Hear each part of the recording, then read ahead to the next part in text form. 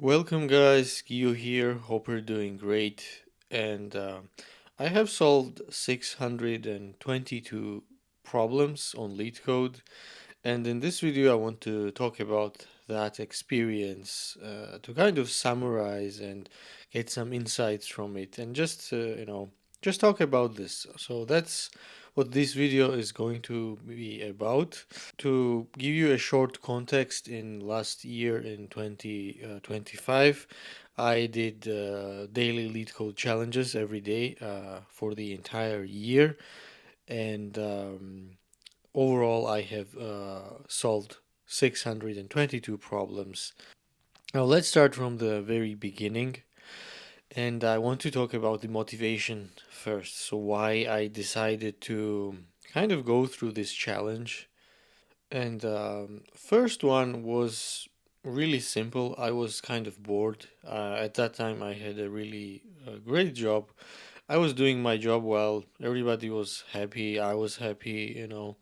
And when you're in a single place for an extended periods of time, there's usually just a set of problems or kinds of problems that you solve every day, and you kind of get good at it, and then it becomes stable, conventional. You know what to expect, and so on. And don't get me wrong, that's all good because that produces results, and I was producing results, and that's fine. But then there was like this kind of a feeling or voice in my head that was like telling me that I was not challenged enough, you know. And usually I get this when I am too comfortable in life, and then I try to challenge myself. So that was kind of one of the main motivations to do that, because I was simply bored. And then waking up every day, just checking the lead code, seeing, okay, what's the daily challenge. It's kind of challenging because you never know what to expect, because on the daily challenges, the problems are kind of random, from various different topics and various different difficulties and so on. So it's kind of unexpected and it keeps you sharp. So that was one thing. And another thing was, of course, the interviews. At that time, I was not actively looking for new jobs or opportunities, but in my mind, I always knew that after some point, I will have to find a new job. This time will come. So I wanted to kind of anticipate that and be ready for the right opportunity. And I always liked planning things and just preparing and getting ready and anticipating things.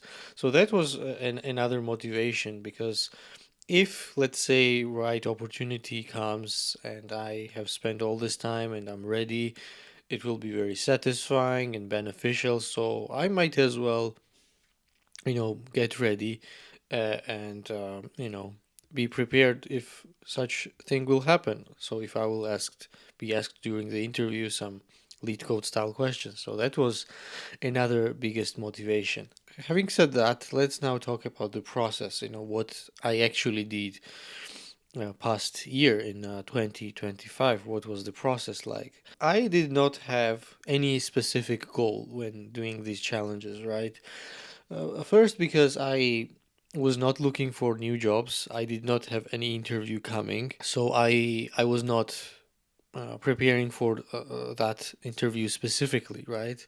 It was kind of a preparation that maybe in some time in the future the interview will happen, but there is nothing specific, right? So that's one thing. And another thing was that I did not train for specific topic, let's say graphs or dynamic programming or special data structures like segment trees and so on. So I did not have a very specific goal. It made sense to me at that moment that doing daily challenges to kind of explore various different topics and difficulties, and just to challenge myself in different ways was a good idea. And that's why I wanted to do the daily challenges. To give you guys a bit more context, about the effort that I put in, I want to give you some statistics. So on LeetCode overall, not only on 2025, but I did a bit of LeetCode in 2024 as well, and I solved 622 problems overall with various difficulties. Most of them medium ones, some hard ones, and some easy ones. But medium ones were the kind of bulk of the problems that I solved. And also, I usually like to track the things as I'm doing, and I have the hours. I have spent 498 hours, almost 500 hours in 2024 and 2025 combined, but most of it is coming from 2025. So it is roughly 21 days overall. So that's the commitment that I have put in. And to also give you a bit of more context, I have a family, I have a kid, I have personal obligations, and at that time when I spent these hours on the LeetCode, I had a great job that was demanding. I needed to solve problems there every day. I needed to be engaged. It was not like one of those jobs where you're kind of, laid back, relaxed, and so on. It was a startup. So I had all of those things going on, and I still did those. So it was a really big commitment from my side. Now let's talk about the experience itself, going through this the entire year. And what was the experience like? And to be honest, it was really stressful because every day when you have a commitment that okay, I have to solve the daily challenges every day, you will encounter problems. First of all, you don't know what kind of problem that will be, right? So you will wake up, you will check the problem, and you don't know what that problem is beforehand. Then, second thing is that sometimes you encounter problems that are genuinely difficult, okay, at least for me. And I was not able to solve them. I had to cut in my sleep thinking about this entire day, and then in the evening I would sit there, and sometimes I couldn't solve them. And then I had to use there is this thing called a time travel in LeetCode, so you can use the tokens that you can spend to kind of go back in time so it doesn't break your chain. And then I had to do that because I was not able to solve the problem the same day. And it was kind of frustrating. You are expecting from yourself that, okay, I'm going to be solving problem every day. And when you don't have a solution, it's really frustrating, to be honest, and painful. Also, I want to talk about the problems that I couldn't solve or were challenging.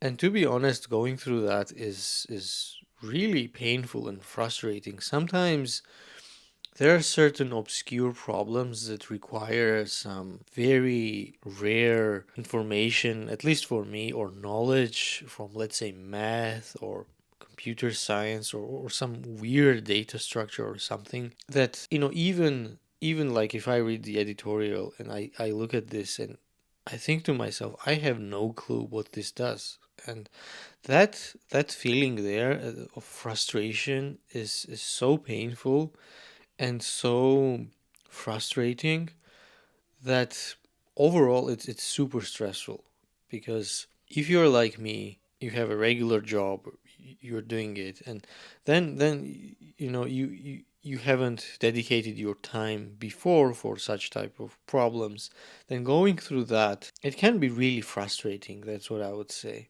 Now, don't get me wrong, there has been a times where I could solve like hard problem in half hour in a single go. It is passing all the tests, and then there's this feeling of joy, of discovering something, of getting the problem right. And even like with the difficult problems, when you finally go through this and you understand the thing that you did not know before, when you get this aha moment, it's the feeling of joy is really overwhelming, to be honest. And that is also part of that. That was also part of that process. So it was kind of a mixed bag. One moment, one day you solve the problem and you are excited, you feel confident, and the next day you will encounter something that is really challenging. and you have no clue how to do it, and you even read the editorial, you cannot even understand the solution, and you feel at the low. And this kind of ups and downs is part of the process and experience if you also plan to go through something like this. Yes. Now let's talk about the benefits really, because that's the important part, right? So whenever you commit to something, and it was not an easy commitment for me, as I have already told you guys, you have to obviously get some benefits, right? To talk about the benefits, I want to warn you guys that I do not have any kind of objective measure to kind of measure my performance or my existence in a way so that I can say that before going through this challenge, let's say performed a certain task in X amount of time, and now I do this in Y amount of time, which is improvement. I don't have such metric. All I have is just my memories and the feelings that I had going through this, and some external feedback here and there. So that will be kind of very subjective. Now let's talk about the biggest question there, right? Having gone through this process, solving that amount of problems, have I become a better problem solver? That's the biggest question, because doing LeetCode is about problem solving, right? So have I become a better problem solver? Not only in LeetCode, but in terms of my job, right? I to be honest, I don't know. I have no clear answer to that. If I have become, then the progress has been so slow that I did not notice that. So, to give you kind of an example, when you improve very slowly, you don't get a sense of progress because you feel like that you've been always like this at that skill level, because progress is so slow. So sure, I can solve certain interview questions, but beyond that, if I got any benefits in terms of general problem solving or improving performance at a regular job, I don't know. I don't have an answer to that. And that's just a really honest take. If I have improved, I haven't noticed that, and it's really hard to quantify. Now, in terms of benefits, there are practical things that I can talk about that I think can be indicating that this process was beneficial. For example, at Mostly, when I was working there past year, we had a certain feature, and I had to implement that feature, and I needed to use BFS there, breadth first search, because we had to lay out certain things in UI in a certain way, and I did that. I did that really fast. I whenever I understood the problem, I realized, okay, I need a BFS there. I have to use, and it was really easy to do. Now, thinking about this, was that because I have gone through all the problems and solved them? I was able to quickly detect that, oh, I need a BFS there. It's a natural choice. Or I could have come up with that even without this training. I don't know. But that was a case that can be related to such type of things.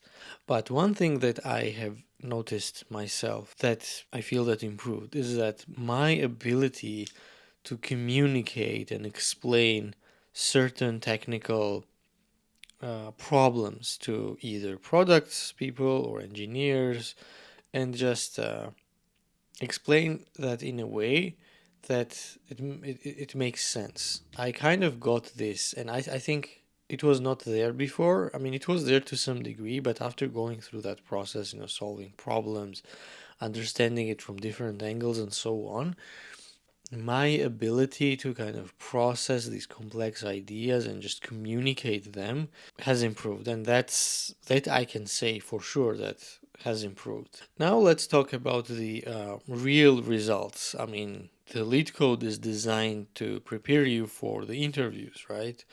So if let's now check if I have got any benefits from that training in terms of the interviews specifically. As I've said, at that time, I was not looking for a new job or something, but I'm looking new jobs right now, and I'm going through lots of interviews. I have done at least a dozen of interviews, but the irony is that only in two of those interviews, I was asked LeetCode like questions, and I will talk about this right now. So, on the first interview, they asked me, there was a structure, data structure, tree, a binary tree, and they asked me to clone that. And it was pretty easy. You can do DFS or BFS and just, clone the nodes. Nothing really fancy there. And I solved it. I did not even have to write the code. It was kind of discussion on a high level, and I just did that. I almost instantly answered that. And then the follow up question was that what if the nodes are connected also in different ways? So then it turned into a graph problem, and then you do the same but for graphs, but now you keep track of the visited nodes and so on and so forth. So it was really easy, in that instance. And I to be honest, I aced that. I did that well. Another interview that they asked me, it was you are given the intervals and with start and end, and you have to find the intersection. If all of them have the same if all of them intersect, you have to find that, and you have to find what that is. Now, during the interview I was a bit stressed, so I overcomplicated solution, but I still got the results nonetheless. But then I discovered after the interview the simpler way. But I passed this interview and moved on to the next stage. So these are only two cases where I have encountered such questions, and I think I have done pretty well. Now, the question is, if I haven't gone through this lead code training, would I have been able to go through that interviews and pass the interviews? Probably, but it would have been more difficult and challenging and stressful. And it wasn't for me really. I just passed it. But here's another thing. Even though I passed those interviews, I did not get the job offers from those companies. So technically, I still failed. Even though I have prepared and spent all this time.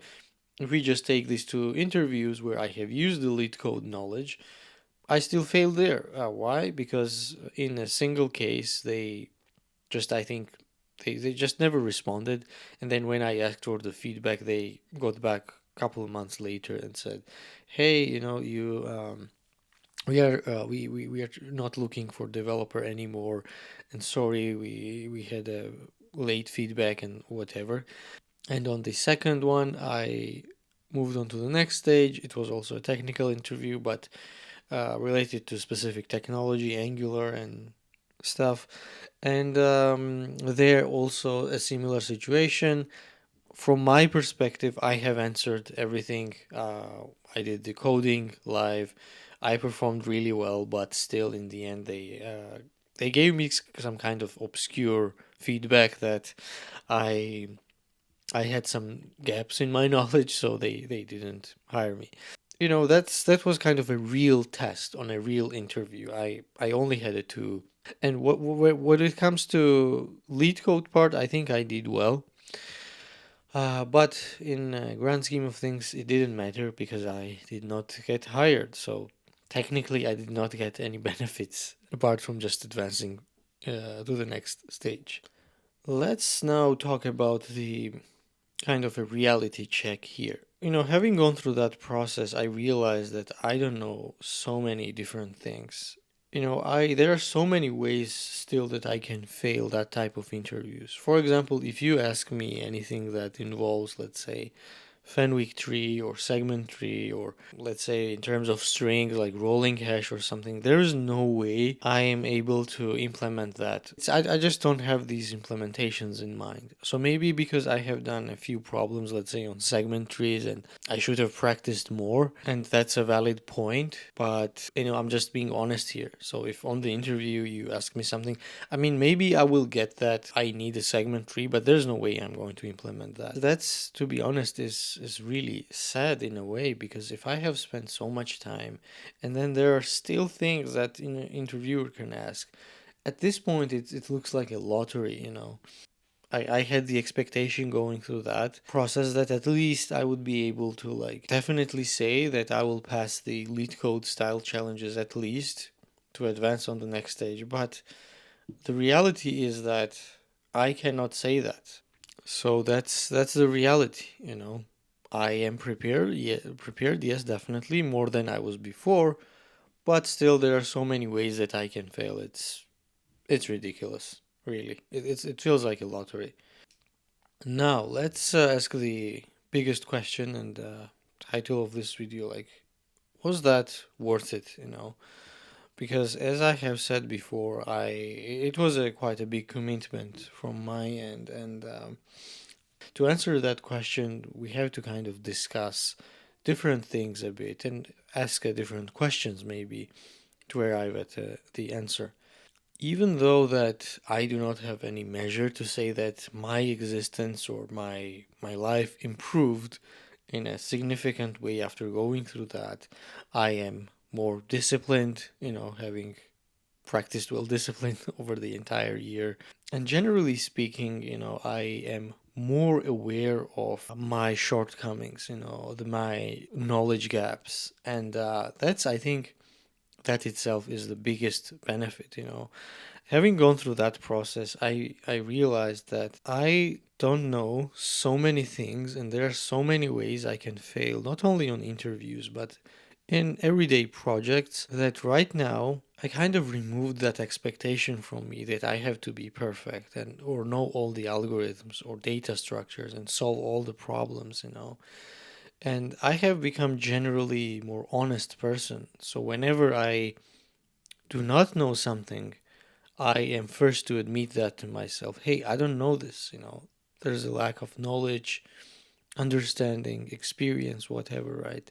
That there is the I think biggest benefit because when you're going through the process and you hit the problem that is difficult, right? You cannot lie to yourself and say, "Hey, you know, I'm so smart and I'm genius," and no, you're not. I mean, you're not able to solve that, and it shows the reality. And doing that over the year kind of removed that burden from me of this expectation that I have to know everything. You know, I have to know every solution, and then it made communication so easy and so light and so much more effective, to be honest, because I'm with myself very honest and saying, hey, I don't know this, and then I have no problem saying it to the other people as well, to the other colleagues, either from engineering team or product team or managers or whatever, and it kind of lifted this heavy weight, and I'm really grateful for that. And if anything, that is the biggest benefit. And then to finally answer this question, if it was worth it or not, I will ask another question. Like, do I regret going through that? And absolutely not. Even the reason that I have talked before, you know, just removing that burden, that mental like expectation, that heaviness is worth it. You know, it was worth it. Absolutely. I'm really grateful in the end that I have gone through that process, even though I do not have like these measurable ways to demonstrate to you guys that okay, I have improved this in that way, and then another thing in another way, and so on. So yeah, to kind of summarize and answer it, it was definitely worth it, and I'm really happy with that. Now let's ask the next question: do I continue with the lead code? And no, I don't, because I think I have got the benefits that I needed to get from there, and it also got kind of boring in the end because I was feeling that I kind of was stuck in that daily challenges, and I did not continue with the lead code. But did I stop solving problems? Absolutely not. I have changed the platforms, and I'm solving problems now regularly as well, but I'm doing it in a different way, and that's a topic for another video. But for that lead code side of things, I think I have closed that chapter for now. That's enough for me, and I'm not continuing that anymore now, or at least in a foreseeable future. Before we wrap things up, I want to talk also about another topic. It's kind of a rant. You know, there are lots of courses and books and stuff about how to pass those interviews, and I was always skeptical about them. And I'm even more so now because let's say you buy the book or course or something and you check, oh, binary search. You read about this, you understand it. It's not a crazy difficult idea. But are you going to use the binary search during the interview under the pressure just by knowing about it? I highly doubt that. Maybe if you're a genius, I don't know, maybe it's possible. But at least for me and for lots of people, just for us regular folks there, that's not possible. These books and courses and everything, they just sell the lies. It's just a bunch of lies because there's no way you're going to use the binary search or traversing graph with BFS or DFS just by reading a book or watching some video tutorial or doing it once. You have to kind of drill this down into your mind.